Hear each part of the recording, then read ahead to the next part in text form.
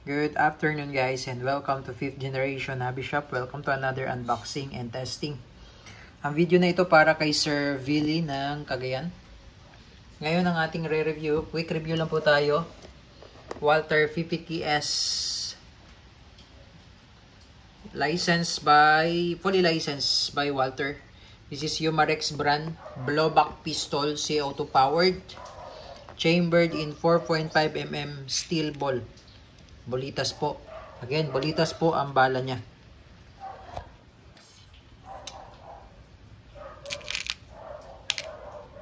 Yan. It's blowback. So, ibig sabihin po, gumagalaw po yung slide niyan. It's compact. Ayan. Pwede siyang pang bulsa. Ayan o. Maliit lang siya pero yung recoil po nito, honestly speaking, yung recoil niya malakas. Malakas yung recoil, yung blowback niya malakas. Ayan. Liit lang niya, oh. So, this is inspired by James Bond.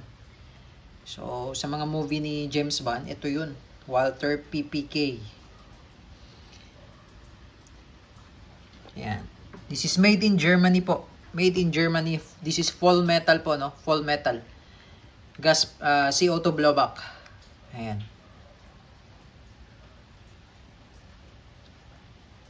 So, mayroon siya ditong marking sa barrel niya, 4.5mm or 177. Ito po yun. Yung bala niya, yung steel ball. Bolitas po, bolitas. Ang bala. Yan. Yung sight niya po nakafix. Front and rear po yan, nakafix. Andito po yung kanyang safety. Yan. Sa ngayon po, naka-fire mode tayo. Yan. Nakatutok siya sa F. Pag ibababa nyo po, yan yung safety mode. Okay? Yan yung fire mode. Yan yung safety mode. Yan. Safety mode. Fire mode.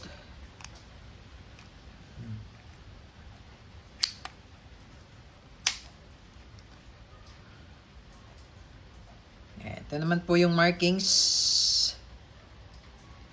Engraved markings po yan. Engrave. Ayan. Tapos may kasama siyang manual. Of course, the manual. Ayan, airgun. Airgun po ito, no? Hindi po siya airsoft. Airgun pistol. Walther PPKS. Tapos may kasama siyang Umarex German Engineering Maintenance Manual. Ito yung kanyang hangin. CO2 pa rin. CO2 cartridge 12G na walang thread, tapos may kasama siyang Allen tools. Ayan, Allen wrench. Ayan, so ito yung bala niya, 4.5mm steel ball, bolitas po yan. Ayan. Ito yung copper coated. Ito naman po yung silver coated. Ayan. 4.5mm in diameter po yan. Ayan. Ito yung specs naman ng Walther PPK. Ayan. Power source, ammo, steel BBs, power source, 12G, velocity up to 90 meters per second, sight fixed front and rear, trigger, single action, manual with manual safety, and naka-smooth bore barrel. Yung haba ng barrel is nasa 88mm.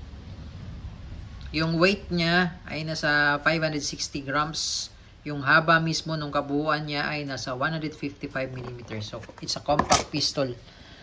Magaan siya. Mamaya testing natin sa bote. Ayan. Ganda niya, oh. Maliit lang siya. Ayan, oh. Maliit lang, oh. Compact. Pero malakas ang recoil po nito. Pakita ko sa inyo yung magazine niya. Okay, so ito po yung kanyang magazine. Ito yung mag-release.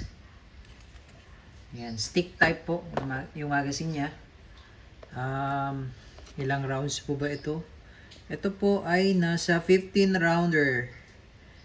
Yan. 15 rounder capacity po yung magazine niya. Stick type.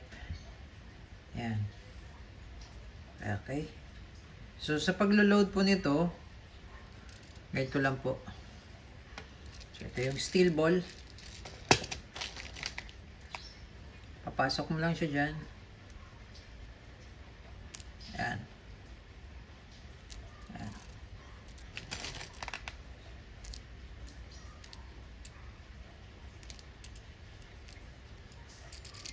Ang capacity niya po ay 15.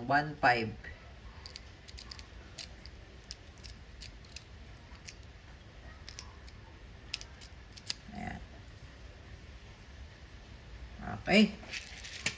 And then, andito po yung kanyang CO2 slot. Bali itong cover grip. Aalisin nyo lang. Ayan. Aangat ko lang. Ayan. Ayan. Tapos, dito natin ilalagay yung CO2. Patak lang tayo ng konting oil. Silicone oil. Then, load yung CO2.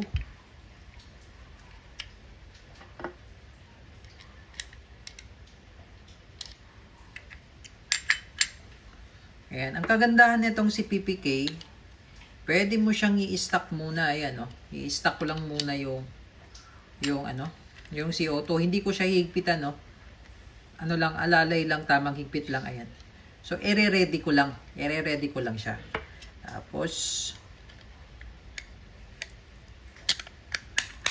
ayan. So, itong Allen wrench, pwede mo siyang magamit agad. Pwede mong ma-access agad yung itong pihitan niya para po ma-punctured or mabutas yung CO2. So, sa ngayon po, hindi ko siya hinigpitan. So, hindi pa siya punctured. Actually, hindi siya punctured dahil hindi ko pa naman siya hinigpitan. Pero pag talagang tinodo ko yung higpit niya, mapapuncture siya. Kumbaga, nire-ready ko lang siya. Just in case, nakakailanganin ko, pwede ko siyang i-ready, no? Yung unit. So, halimbawa, ito, loaded tayo. Ayan, with magazine. Ayan. So, nandyan lang yung CO2 niya, pero hindi siya makukonsume dahil po, wala pa pong butas yung CO2 na yun. Dahil hindi ko pa po siya inactivate dito. Hindi ko pa po siya inigpitan. Hindi ko pa siya inigpitan. Ayan. So, naka-ready lang siya. Naka-ready lang yung Allen wrench. No? Just in case na kakailanganin ko siyang gamitin, pwede ko kaagad siyang higpitan. Yan. Split lang yan. 1 seconds. 1 second. 2 seconds. Pwede mo na magamit yung unit. Yan. Okay, so testing. Walther PPK.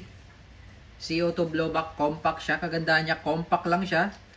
Pwede pang bulsa. Ayun, no. Liit lang niya. Pero malakas yan. Okay, testing po. Walther PPK. So, inactivate ko na yung ano niya, yung CO2 niya. So, punctured na siya. Ayan, tapos kinasa ko na siya. Nakababa na yung hammer. Ayan, and then, pairing. Okay, so honestly speaking, malakas po yung recoil niya. Malakas talaga siya. Ayan, oh, one shot lang.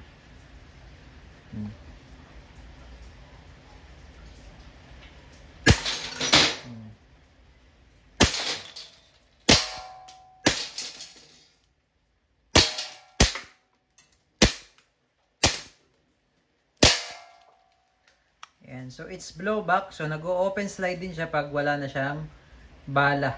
Ayan. So nag-o-open slide po yan. So ang gawin nyo lang po, release nyo muna yung magazine. Check natin kung wala na siyang bala. Ayan, wala na siyang talagang bala. So ang gawin nyo lang po, release nyo muna yung magazine. Ayan, pagka-release yung magazine, parang sa Glock din, hatakin nyo, then release, no? So pagka nag-open slide siya, hatakin nyo lang, then release. Tapos, lagay nyo lang siya sa safety. Huwag nyo siyang kalabitin kasi makukonsume yung CO2 niya eh. Dahil punctured na siya eh. So, lagay nyo siya sa safety. Ayan. Hindi siya puputok pag nakalagay sa safety. Okay, so yun lamang po. Okay. So, take note lang po sa paglo-load ng magazine. Minsan po kasi magkakabaliktad ganyan. Pwede siyang pumasok pero hindi naman siya ano yan. Take note lang po na pag ganyan lang po ang pagpasok ng magazine. Okay, so yun lamang po, sir. This is the Walther PPK CO2 blowback pistol.